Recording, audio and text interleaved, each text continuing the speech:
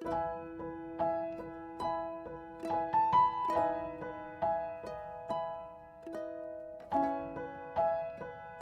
mahahatulan na nga ng pagkabilanggo si former President Rodrigo Duterte. Ito nga ay matapos isang bulat ni Senator Leila de Lima at ng ilang taong ginamit ni Duterte, ang lahat ng kanilang nalalaman sa mga kasalanang ginawa ni Rodrigo Duterte sa marami nating kababayan noong ito pa ang namumuno sa bansa. Narito panoorin kung ano nga ba talaga ang magiging hatol kay former President Rodrigo Duterte. We have a list of those who will interpellate Senator Leila de Lima. And the first to interpellate is Congressman Raul Manuel. You are recognized. You have 10 minutes. Thank you, Mr. Chair. Good morning po sa fellow members ng Quadcom, sa mga resource persons din po natin. Mr. Chair, nabanggit po ni Senator Leila de Lima na ang leader mismo ng Davao Death Squad ay mismo yung dating mayor din, Mayor Rodrigo Duterte. Did I hear it right, Mr. Chair? Yes, those are the claims of those witnesses that we talked to. That is also the claim of Edgar Matobato and Arturo Las Cañas. At Mr. Chair, siya po yung merong alias na Superman bilang leader ng Davao Death Squad? That is correct. Mr. Chair, given na meron ngang mga rewards dun sa mga napapatay na mga suspects or involved di umano sa drug trade, Mr. Chair, ano ang source nitong binayad dun sa mga, kasama yung mga informants, yung mga civilian na mga force multipliers, pati sa mga assassins? Nabanggit ko po yan sa statement ko kanina o sa presentation ko kanina na meron nang gagaling from the office of the mayor itself. The intel funds from the office of the mayor. The DDS logistics and finances came from the Peace and Order or Intel Fund of MRRD. That's according to the CHR witnesses and also from Las Cañas ICC affidavit. Mr. Chair, may we get once again yung breakdown, ano po yung mga pwedeng pinagpuntahan nitong intelligence funds? Halimbawa, as mentioned, meron pong pati mga Christmas gifts dun sa mga police na aktibong nagpatupad ng ganitong tipo ng giyera kontra droga? Yes. Yung nasa isang slide kanina, yung according to the CHR witness, kung ilan yung amount, kung magkano yung amount for the 1988 to 2000 period. Kasi sinabi ko kanina na actually 2 periods yung DDS. 1998 to 2000, then 2001 to 2016. Nagkaroon ng break nung naging congressman yung dating mayor. Now, so 15,000, 5,000 to the handler, 10,000 to the assassins, and then yung sa 13,000 to 15,000, 3,000 to 5,000 for the handler, 7,000 to 8,000 for the assassins, and 500 to 1,000 for civilian informant abanteros. They call them abanteros. Yung kay Mr. Las Cañas naman, ang sinabi niya sa kanyang affidavit, DDS members were paid anywhere from 10,000 to 20,000 for every victim. Yun yung sa mga ordinary victims. At yun naman, meron naman tinatawag na special project killings, mas mataas. They were rewarded anywhere from 100,000 to 1 million pesos depending on the status of the target. Yun po ang mga natandaan ko nung binasa ko yung affidavit ni Mr. Las Cañas at yun din po nung binasa ko at review ko yung aking personal investigation notes from the CHR investigation. Thank you, Mr. Chair. Mr. Chair, merong nabanggit din na merong weekly gas allowance. Bahagi po ba iyon ng bayad sa mga pulis na nagpatupad ng Davao level war on drugs. Merong weekly gas allowance, may Yes. bukod pang cash allowance, tsaka Yes. Christmas gifts. According to Mr. Las Cañas, this includes weekly gas allowance, monthly cash allowance, and Christmas cash gifts. Mr. Chair, ano po ang pagtingin ng ating resource person, Senator Leila de Lima? Kasi kung ang nabanggit ni Colonel Garma ay pinatupad ang Davao model from ang scope lang ay sa Davao City at ginawa itong isang nationwide na drug campaign. At ang source ng funding para dun sa rewards, Mr. Chair, ay ang intelligence fund sa Davao City. Posible po ba na ang ginamit din dun naman sa nationwide na war on drugs ay ang intelligence funds, pero this time ay yung intelligence funds ng Office of the President? Mr. Chair, Your Honors, the possibility is always there, but I have no knowledge about that. I don't know that. Wala pa po akong nakita na mga dokumento na nasa akin na yun talaga ang source nung drug war na from 2016 up to 2022. But it's quite possible kasi meron talagang reward system. We can only surmise at this point in the absence of direct evidence na meron talagang magsasabi kung saan talaga yun ang galing. Maybe sila Colonel Garma, sina Colonel Leonardo, baka alam nila because they were part of that. Si Colonel Garma, yung inutusan according to her na maghanap ng pwedeng mag-implement ng drug war based on the Davao model. And this is, yung sinabi ko kanina, this was the Davao model. May kasamang mga reward, may kasamang mga cash incentives, may bracketing din. Depende kung sino involved, kung sino papatayin. And so that's the reward, that's the incentives. So, posible rin na gumamit uli ng Intel Fund, this time from the Office of the President. Thank you, Mr. Chair. Before I proceed sa iba kong tanong, dahil Mr. Chair, kung doon pa lang sa unang taon ng pagpapatupad ng war on drugs sa ilalim ni former President Rodrigo Duterte, doon sa Committee on Human Rights, kuha nating figure at mismo ay yun pa yung sinight na accomplishment sa report ng Presidential Communications Office ay umabot sa nasa ilang tens of thousands. Kung ang iti-take nating figure, Mr. Chair, ay 20,000, kasama doon yung mismo ay confirmed na police yung pumatay, tapos maging yung mga vigilante killings, Mr. Chair, na ang pumatay ay pwedeng hindi kilalang mga tao, pero bahagi yun ng tinuturing na tagumpay, di umano, ng war on drugs.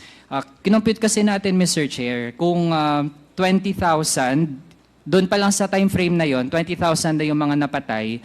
Tapos, kung yung minimum na reward ay 50,000, assuming pa lang na mga small time or yung mga peddlers, yung mga pinatay, Mr. Chair, at least aabot ko, imomultiply natin, Mr. Chair, 20,000 times 50,000, kakailanganin ang nasa 1 billion pesos pa lang dun sa mga reward sa pagpatay, Mr. Chair. Hindi pa kasama dito yung mga allowances, yung mga kung merong mga weekly gas allowance pa rin, weekly cash allowance at iba pa. Sa rewards pa lang, Mr. Chair, sa ganong time frame, 1 billion pesos na ang kailangan. Pero Mr. Chair, kung ikukumpara kasi natin sa intelligence funds pa lang ng PNP, and let's take yung first year ng Duterte administration, ang intelligence funds ng PNP noong 2017 ay nasa 468 million pesos lamang, Mr. Chair. Walang kalahating bilyong piso ang intelligence funds ng PNP. So kung ganun, Mr. Chair, saan pwede talagang kumuha nung ganun kalaking pera bilang pangbayad bilang premyo doon sa mga pulis na nakapatay.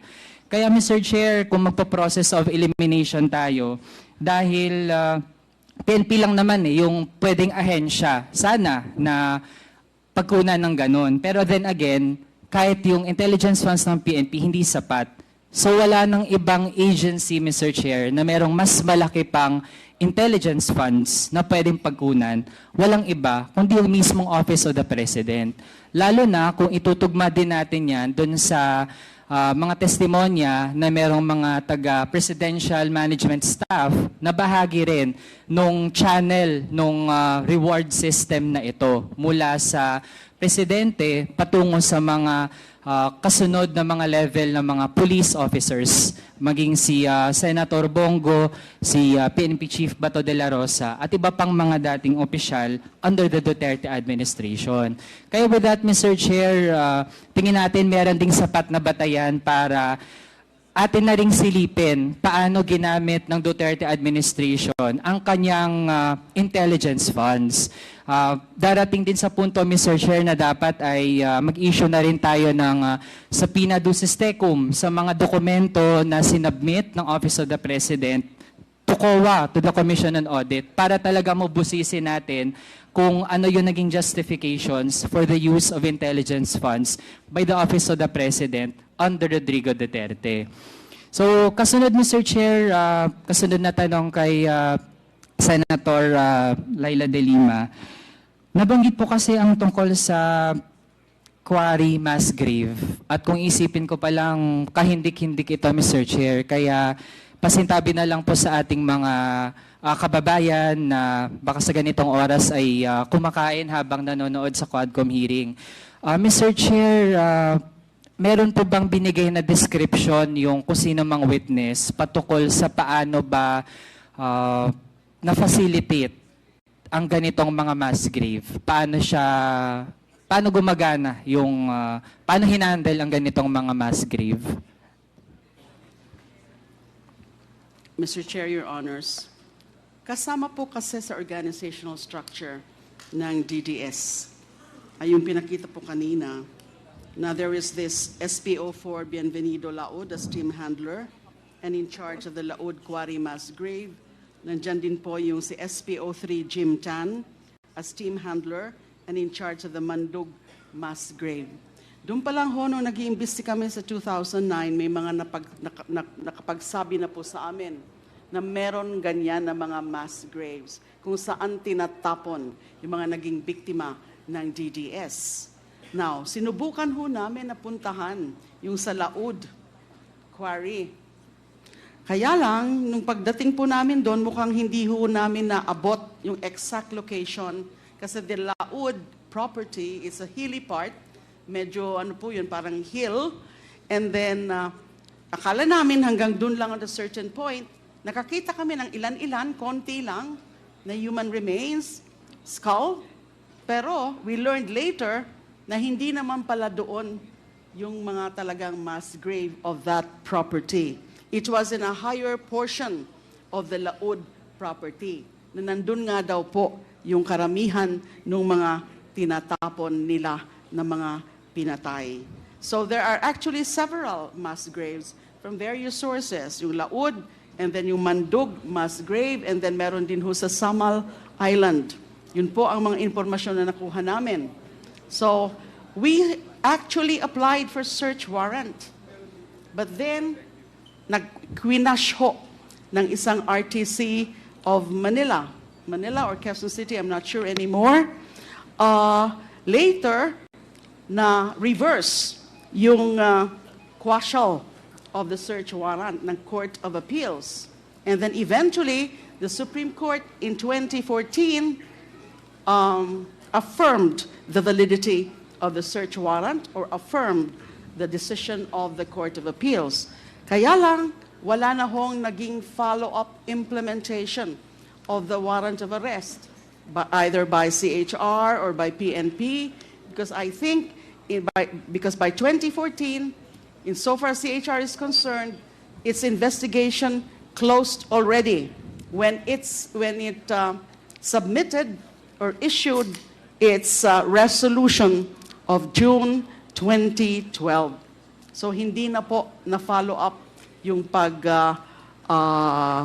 ano sana ng mga mass graves na yan. Mr. Chair, may nabanggit na tatlong location ng mga mass grave. Doon sa course ng investigation ni Senator Leila bilang dating chairperson ng Commission on Human Rights, meron po bang credible estimate kung ilan itong mga mass grave na ito na siyang facilitate ng Davao Death Squad bilang bahagi ng war on drugs? It was difficult to really determine with to come up with a credible figure. Ang natatandaan ko po, yung si Edgar Matobato, meron din po siyang sinabi tungkol dyan. I'm not sure if he actually mentioned any number with respect dun sa mga alam niya na mga linibing nila. In fact, in some of those, participant talaga siya sa paglilibing, kasama yung mga iba pang miyembro ng DDS. So I have to check from Mr. Matubato's affidavit, and also his testimony before the Senate, kung meron siya talagang nabanggit na estimate of the number. But again, I think it would be difficult really na makuha natin kung ilan talaga yung mga linibing doon. Thank you, Mr. Chair. Pero Mr. Chair, at least, so far alam natin, merong at least 3 na mga mass grave. Tama po ba? Yes. Thank you, Mr. Chair. Kasi Mr. Chair, isipin pa lang natin, kahit nga isang mass grave pa lang ay sobrang heinous na ng kung sino man yung mga gagawa ng isang ganong bagay. Tapos doon lang basta-basta magtatambak ng mga bangkay ng mga tao na merong mga pamilya, 'di ba? Merong mga pinanggagalingan din, merong mga gusto sanang gawin sa buhay pero napatay na lang ng gano'n na lamang. Mr. Chair, meron po ba kahit isa lang doon sa mga bangkay mula sa mga mass grave na na-retrieve pa para maibalik sa kanilang mga pamilya? Wala po ako matandaan. At Mr. Chair, meron din bang mga pamilya na lumapit sa CHR dahil ang suspecha po nila ay dahil hindi na nila mahanap yung kanilang mga pamilya, sila po ay nag-isip na baka nasa mass grave na yung bangkay ng kanilang mga kamag-anak. May ganun po bang mga instances? Wala po akong ma-recall if there are really families ng mga victims sa DDS killings na lumapit sa CHR para hanapin yung kanilang mga bangkay. Ang alam ko, because it's more recent, is that may mga families of victims who visited me when I was in jail at Camp Crame at the PNP Custodial Center, and there were quite a number of them who relayed to me yung mga naging experience nila, yung tungkol sa pagpatay under the war on drugs. But as to the mass graves, again, I will have to review my personal notes. Comprehensive po yung aking personal notes, and I'll have to check that out. Mr. Chair, Your Honors. Mr. Chair, noong ginawa ng nationwide model, yung model ng war on drugs galing sa Davao, na pinamunuan nung then Mayor Rodrigo Duterte. Mr. Chair, dahil I would assume na hindi na ganun kadaling mag-set up ng mga mass graves, lalo na kung ginawa halimbawa yung Oplan Tokhang sa mga urban centers.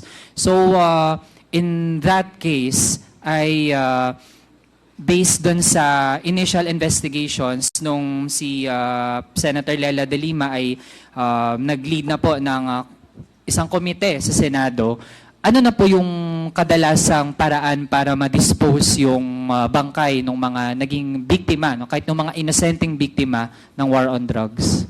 Siyempre yung mga sa salvaging. Pero alam niyo po about the Senate inquiry. I was the chairperson of the Senate Committee on Justice and Human Rights, but I was able to preside or conduct only an inquiry for 3 hearings. Kasi po after the 3rd hearing, kung saan prinisenta ko po si Edgar Matobato, ay inalis na po ako bilang chairperson of that committee by the majority of my colleagues then. So iba na po yung nagpatuloy. Because in that Senate inquiry, gusto ko sana talagang tukuyin na yung mga killings na yan, starting in 2016, are really state-sponsored or state-inspired. Kaya lang, as I would remember, may naka-ready actually na about 13 CHR witnesses from the CHR na pinovide sa Senate Committee on Justice and Human Rights. Pero dalawa pa lang po yung naipresent ko, and also si Mr. Edgar Matobato, but I was already ousted as a CHR chairperson. Now, after the third hearing, what I recall is that 3 more hearings were done under a new chairperson.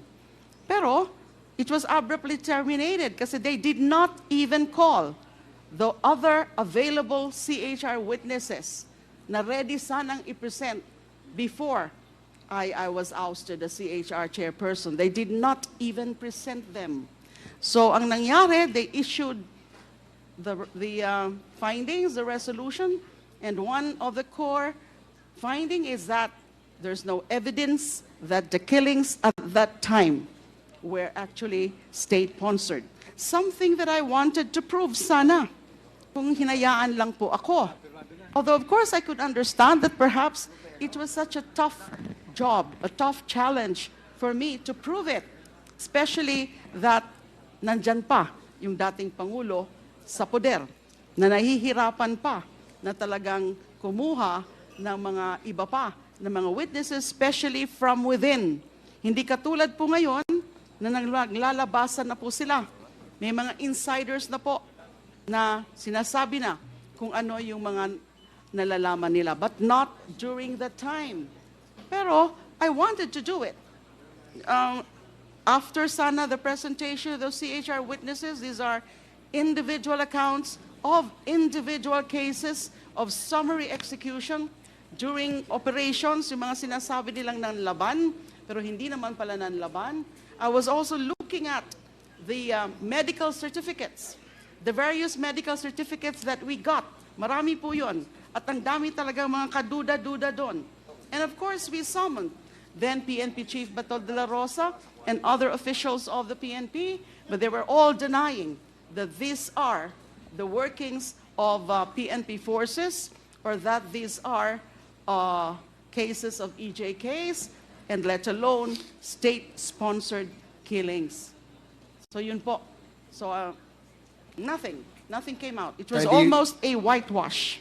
Kindly wrap up, please. Yes, huling topic, Mr. Chair, since na-present din ang relation ng ating local law dun sa ICC or yung International Criminal Court. Since some camps would say na hindi dapat tayo maging open sa quote-unquote intervention, ganun yung tinatawag sa mga hakbang na ginagawa ng International Criminal Court since dapat daw ay ipatupad natin yung ating sariling batas. Huwag daw tayong pumayag na panghimasukan tayo, no? Ganun yung pagtingin sa ginagawa ng ICC. But since Senator Leila mentioned yung Section 17 ng RA 9851, tama po ba yung aking interpretation, Mr. Chair, na pinapatupad pa rin naman natin yung ating local law, which is yung RA 9851, if the Philippine government cooperates with the International Criminal Court? Dahil sa committee nga po natin, Mr. Chair, sa Committee on Human Rights and Committee on Justice, we approved a resolution. We are urging, as part of the legislative, we are urging the executive na mag-cooperate sa ICC when it comes to this war on drugs. So, ibig sabihin, Mr. Chair, we are not surrendering our sovereignty. We are actually implementing the intent of our domestic laws kapag mag-cooperate ang Philippine government sa ICC. Tama po ba yung aking pagtingin, Mr. Chair? Tama po yan, Mr. Chair and Your Honors. Dahil nga nandyan ang batas. In fact, nauna pa yan, 2009, before the Senate ratified the Rome Statute. But yung Rome Statute po was signed as early as 2000. I was just reminded by Attorney Conte earlier that it was actually signed by the former President Erap Estrada. Kaya lang, the ratification took some time. So it was only in 2011. But before that, pinasanga itong RA 9851. And sa pagbabasa ko nga po ng mga provisions ng 9851, it is as if those who pushed for that are actually anticipating that there would be an international body that would be coming in or would be involved in the investigation of crimes that would fall under any of those crimes cognizable by ICC, including crimes against humanity. Kaya nila siguro pinasok yung Section 17 na yan. Malinaw sa akin na kahit may investigasyon tayo dito, pwede pa tayong makipag-cooperate. And there's nothing in the Rome Statute which says, except the complementarity principle, na ang hinihintay kasi ng ICC ay yung genuine investigation focusing on those with the highest or the greatest responsibility. If I may just quote from the ICC pre-trial chambers decision in January 26, 2023, decision authorizing the resumption of the investigation. Ang naging conclusion nila, kaya they ordered for the resumption of the proceedings of the ICC investigation at dinismiss nila yung appeal ng Philippine government. And I quote, "The domestic proceedings in the Philippines do not sufficiently mirror the expected scope of the court's investigation, since they only address the physical low-ranking perpetrators and at present do not extend to any high-ranking officials."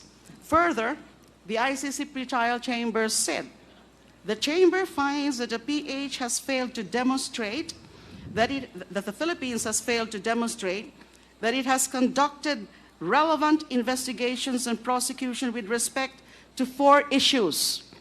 This was in 2023, as I said, ito yung decision nila authorizing the resumption. Number 1, the alleged killings in Davao from 2011 to 2016, which is within the duration of the ICC investigation. Pwede lang kasi mag-imbestiga yung ICC from yung sa 2011 up to 2019 when the withdrawal became effective. Number 2, crimes other than murder committed in connection with the war on drugs. 3, the killings outside official police operations, meaning yung mga riding in tandem, yung mga hindi natin sigurado kung mga police ba yan or are these agents of police officers, yung mga assassins. And number 4, and this is very important, the responsibility of individuals beyond the physical perpetrators of the alleged crimes. So ang hinihintay nila, yung mga tunay na investigasyon targeting or involving yung mga nasa taas, beginning with the former president, who is clearly the mastermind as he induced the killings. And that is becoming clearer and clearer as nakikita natin dito sa mga lumalabas sa Quadcom hearing. Then that is the complementarity principle. Since hindi pa nila nakikita may tunay na investigasyon, and when they say investigation or proceedings, they are clearly referring to criminal proceedings. So ito pong magiging resulta ng Quadcom. Fine, I think we can be hopeful and optimistic na may mga lalabas. Pero later po, o may lalabas na resolusyon na can also categorically identify yung mga nasa taas based on the evidence na makakalap o kinakalap na ngayon ng Quad Committee. But later, kung hanggang doon lang po at hanggang doon lang yung mga gagawin din ng Kongreso, because ang mandato ng Kongreso is, in aid of legislation to enact laws, it could only recommend to the other relevant agencies and offices kung ano pa mga dapat gawin, including the investigation. Kung wala talaga yung investigation na yan, hindi po natin pwedeng pigilan ang ICC. Because yun na yung sinabi nila.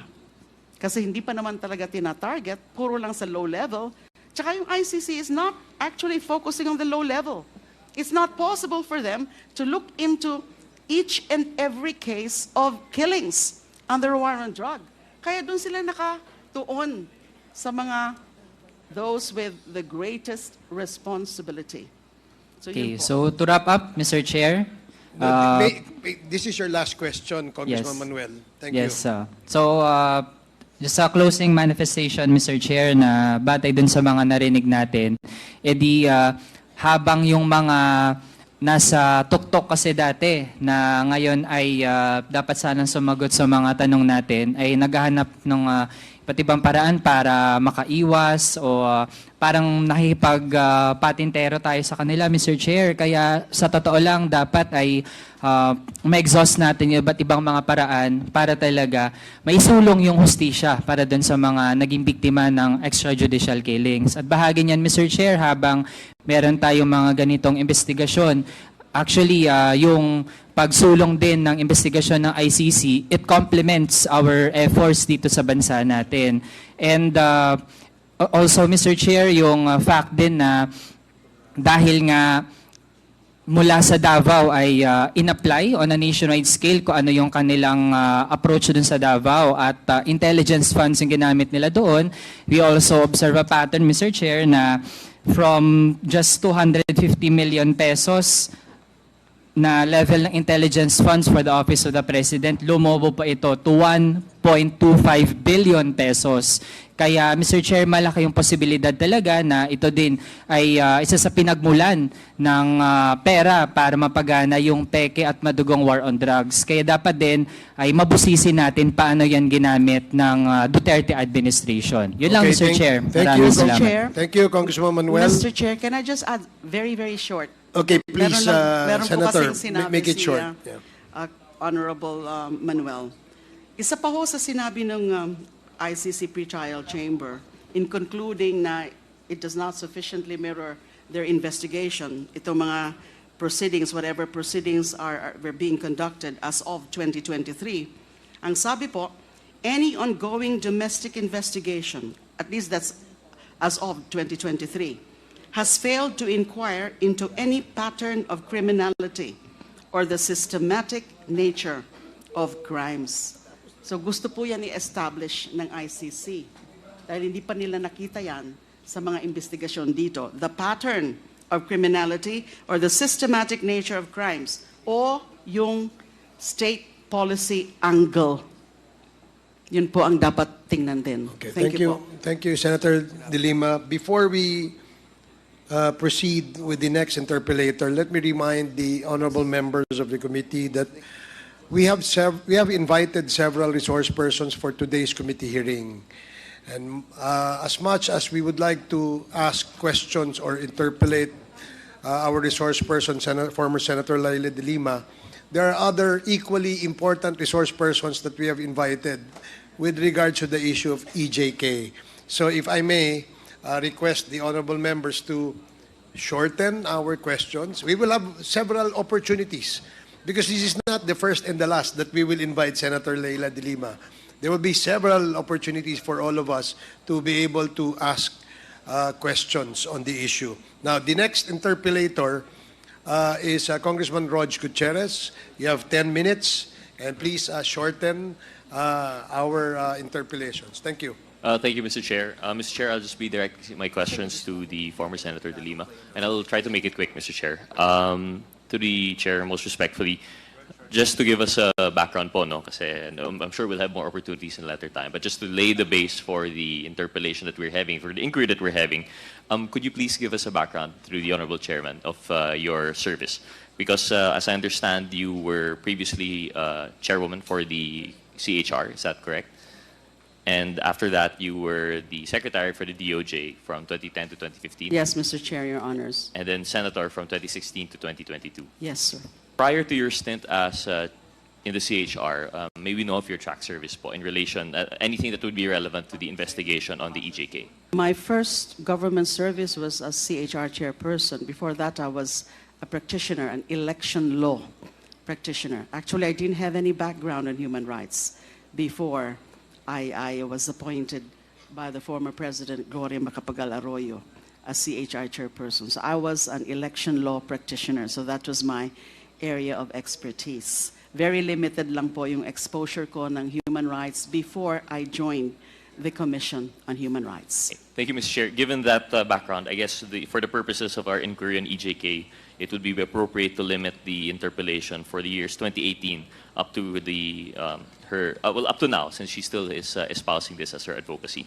So, Mr. Chair, maybe we ask just to clarify, during your stint at the CHR in 2008 to 2010, this was when you started the investigation into the Davao Death Squad. Yes, Your Honor, 2009. 2009.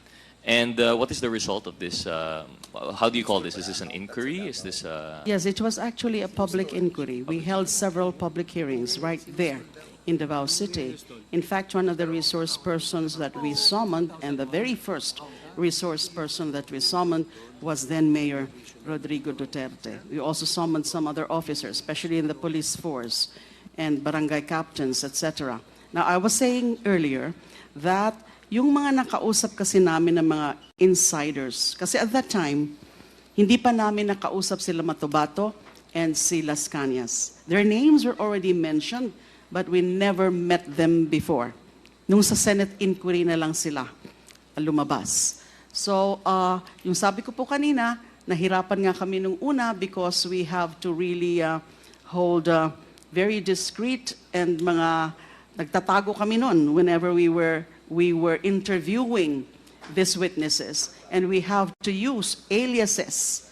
Of course, they gave us the names, the true names, but they said they should not be revealed, their true names. So, natapos namin yung hearings, but hindi ko na po natapos yung pinaka-report because I was already appointed as DOJ Secretary. Although, as I said, I do have with me the personal investigation notes, which I actually shared with the CHR, yung pagkakatanda ko po noon.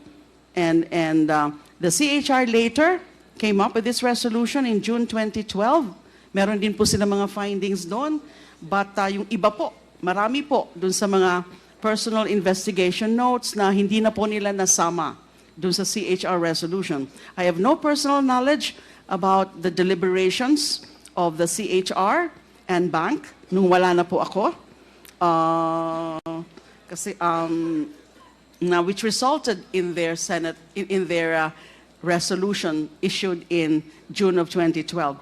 Ang alam ko po, ang natatandaan ko po sa resolution na yon of 2012 is one of their recommendations is to investigate and file administrative and criminal charges against then Mayor Rodrigo Duterte and police officers who were identified to be members of the Davao Death Squad. Thank you. Mr. Chair, so from 2008 to 2010, your stint as chairperson 2008. 2008 to 2010, you started the investigations. You've had a few public hearings. You were not around for the resolution. But the resolution in June 2012, there was one of the recommendations was to start an investigation. This was at the time that you were already Secretary of Justice, is correct? Yes, Your Honor. Did you start any investigation in relation to the filing of this resolution? The resolution was directed also to the Ombudsman and also to investigative agencies to conduct further investigation. I gave instructions to our NBI to follow through with the findings. Although my information then was that nahihirapan din sila. They could not even trace those witnesses anymore.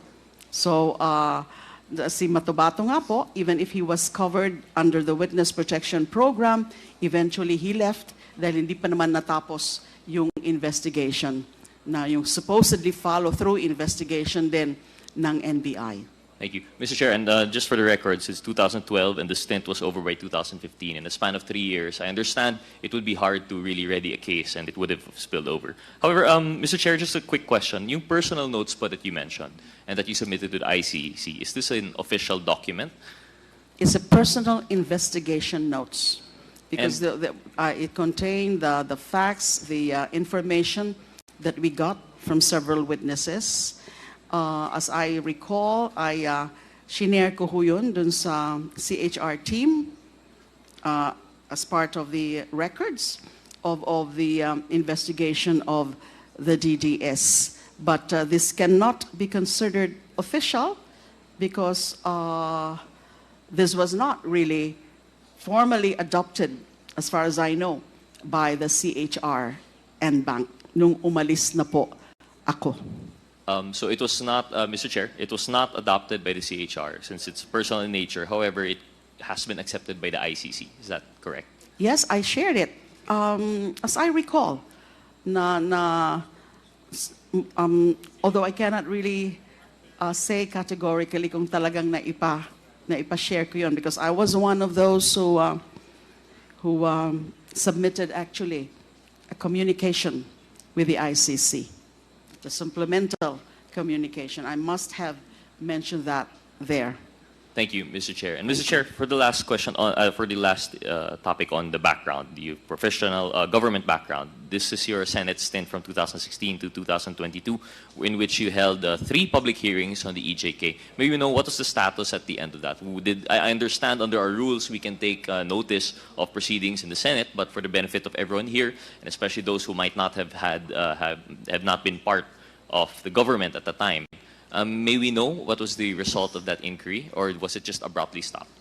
The Senate Committee on Justice and Human Rights, chaired by another senator, because I was no longer the chair, issued a resolution, I think, if I'm not mistaken, December of 2016. I also submitted a dissenting report, a 144-page dissenting report.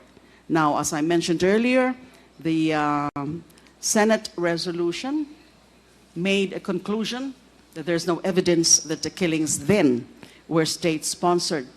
And may mga recommendations there, but not about filing of cases against Mr. Duterte because nga yung hindi naman tinapos, there was an abrupt termination of those proceedings. As I mentioned, hindi nga present lahat yung mga available CHR witnesses. So it was never pursued. And it's no longer surprising na ganun yung naging conclusion nila na hindi daw po state-sponsored. Although they made several good recommendations about, reforms in the PNP system, etc., etc. Thank you, Mr. Chair. Mr. Chair, moving forward, of course, chronologically, this is no longer part of your government service, but we can't escape the fact that cases were filed against you po. May we just know what is the status of these cases right now? Because, of course, this would come into the... some people might ask, some people might question the credibility of your presence here as a resource person. So we'd just like to know po, how many cases were filed and what is the status of each of these? There were 3 drug-related cases filed against me. Initially, as... consummated illegal drug trading. Illegal drug trading, consummated. But later it was amended by the prosecution into conspiracy to commit illegal drug trading. I think they realized that they could not really make out a good case for consummated illegal drug trading kasi wala nga sila yung mga real evidence, wala yung corpus delicti, walang evidence of what exactly the kind of drugs that I allegedly traded, money trail, paper trail, wala lahat yun. So they amended those cases into conspiracy to commit illegal drug trading in the hope that sufficient na yung mga magiging testimonial evidence nung mga witnesses, mostly believed drug lords or believed inmates. And all 3 cases now have been dismissed. I've been acquitted. These are definitely trumped up charges. Thank you, Mr. Chair. So the three cases were already dismissed. Have any of them been dismissed by virtue of a demurrer to evidence, or it was all sought? Yes, it was the all two of pursued? them. Among the three, the first one was the grant of the demurrer to evidence. The second one was acquittal. And the third one was grant of demurrer to evidence. Now, the acquittal, the second case, ang alam ko po, ay inappeal pa ng Office of the Solicitor General to the Court of Appeals, which is clearly violative of the principle against double jeopardy. Thank you, Mr. Chair. So just note po, no, given the credibility of our witness, and it's very important to note that the first and third were dismissed by virtue of a filed demurrer to evidence, which means that the prosecution did not have evidence to the point that the defense no longer needed to present their own. So, Mr. Chair, moving forward, just a quick question now that we're going to the meat, and I think we understand the former senator attended one of our hearings prior under the Committee on Ethics, Human Rights. However, at the time, wala pa po yung revelation ni Colonel Garma. So I think it really changes everything now that we have the revelations of Colonel Garma and the corroborative evidence that somehow the so-called Davao template was sought to be replicated in nationwide scale. We'd just like to ask, given we were lucky, you have our resource person here comes today wearing multiple hats. She was the commissioner of the CHR, which the task actually is to be a counter-check to our authorities. At the same time, she served as part of the structure of the authorities when she was Secretary of the Justice. And finally, while she was part of the Legislative and the Senate, she actually filed an inquiry on EJK. So given your extensive knowledge of this, and that you've had a background from the local up to the point, and even chronologically up to the point in time in which supposedly there was already that progression from local to national, could you please educate us? Because one thing that I think that we have to be concerned with is the so-called labeling of the war on drugs versus the EJK, extrajudicial killing. Because po, as we understand, based on the testimony of Colonel Garma, yung war on drugs po is under the auspices of authority. It is being conducted under the organization of the Philippine National Police, supposedly. Whether these elements of the PNP were working within or outside of the authority of the PNP, that doesn't escape the fact that it's more aligned to the state-sponsored element. However, when we talk about the EJK, and specifically in your inquiry on the DDS, we're talking more of the vigilante killings. And I believe last time there was a presentation, I believe it was Attorney Conti. May we ask you very quickly to Attorney Conti, Mr. Chair, I understand in your presentation last time there was a distinct point in time in which the war on drugs transitioned from vigilante killings onto state-sponsored police operations. Can you please elucidate on that once again? Yes, according to the data, the information from media reports, in the first 3 to 6 months of the war on drugs, it started with vigilante killings, and then eventually it transitioned to police perpetrated killings. So dito na po nagsimula bandang 2017 yung talagang police operations, whether by bust, arrest warrants, or search warrants. Thank you, Attorney Conti. Mr. Chair, so back to the former Senator De Lima. In your investigation of the so-called DTS, were you also investigating the police sponsor, the state side aspect of the war on drugs, or was this purely on the vigilante? It also included the police side, the PNP, the official, because of the HCIS, the Heinous Crimes Investigation Section. That was part of the official organizational structure of the DCPO, then the Davao City Police Office. So yung mga naging member, especially the original members of that Heinous Crimes Investigation Section, were actually the DDS members, as testified on or attested to by, especially by Arturo Las Cañas. So it's not just the killings by the riding in tandem, the unknown assassins, but precisely the structure which points to the fact that these are headed, especially the handlers, by policemen under the DCPO. Yan po ang pagkakatanda ko dun sa mga nakuha naming impormasyon. So already covered. Thank you, Mr. Chair. So the former senator has now confirmed, aside from the vigilante killings, the riding in tandem, and the Sinaloa-style killings, according to Attorney Conti, there were also police operations involved. Can you confirm for us, through the chairman, of course, the operational aspect of the police? This would include yung mga nanlaban in legitimate police operations and buy-bust operations. Was this something that was investigated in the locality of Davao during your time as CHR? Yeah, some aspect of it, because nga of the organizational structure.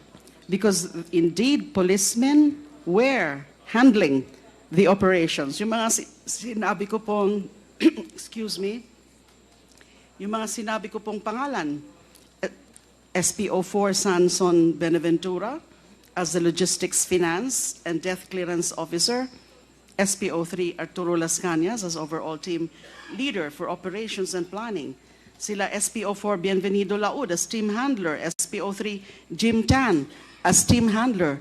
They were then, as far as I know, as far as I could recall from the records, they were then active police officers, but assigned to this HCIS, or Heinous Crimes Investigation Section, in charge of those killings. Mr. Chair, thank you for the clarification. However, I think most respectfully, we have to clarify po, their being members of the PNP should be distinguished from the operations being undertaken by the PNP. Because while we have confirmed, based on your testimony, that they are confirmed to be active members of the uniformed personnel, but if the way that the EJK was conducted was solely limited to the vigilante side, we're talking about Sinaloa killings, abduction, riding in tandem, extrajudicial, this would be different from the state, the police operation side. Because what we've seen based on the operations, they come in two forms. You have, usually when we're talking about the HVT, the high value target, this would rely on vigilante killings that we would see and have seen based on testimony also of Colonel Garma. But we also have to consider that for the supposedly legitimate operations in which later on there is supposedly, allegedly planting of evidence, nanlaban, drug buster by bust, which has gone wrong, I think this would be considered as under the auspices of a legitimate police operation. Now, my question to the former senator, to the honorable chairman, is that was this part of the so-called DDS operations in the locality? Because what I'm talking about here, what we're basing on, the testimony of Colonel Garma is talking about the nationwide scale, and we've seen it. The testimony of Attorney Conti, we're talking nationwide, we've seen both vigilante and police operations. My question now is, at least for the investigation of the DDS in Davao, did this involve, because I understand there's the HCIS and that they were active members of the police force, but did they employ buy-bust operations and nanlaban to perpetrate this so-called war on drugs? To answer your question, Your Honor, I have to point out that the nanlaban concept actually originated in Davao and invented by the DDS. So it's not something new.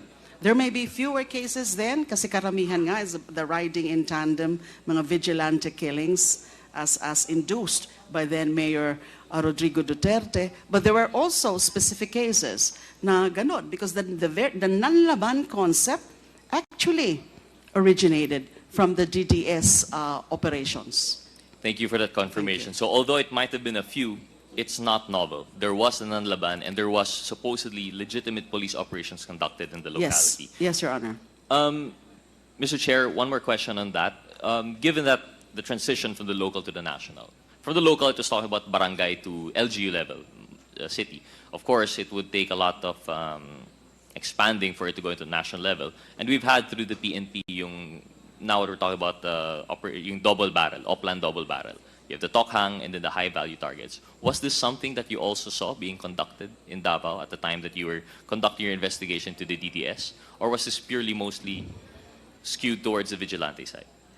Okay, the Oplan Tokhang and then later the Oplan double barrel, they became more pronounced and as they became official operations because of that PNP circular. No, I don't remember any evidence or any document or any information that there is such an official operations plan that could be similar to the Oplan Tokhang or Oplan double barrel. But, as I said earlier, meron din mga nanlaban operations. So, these are, actually implemented by certain police officers in Davao. So I would not know how they call them, but I'm sure there are really such plans. Kasi nga, there's organizational structure, again, based on on Arturo Lascania's information, it's then Mayor Rodrigo Duterte who was the very head of the Davao Death Squad.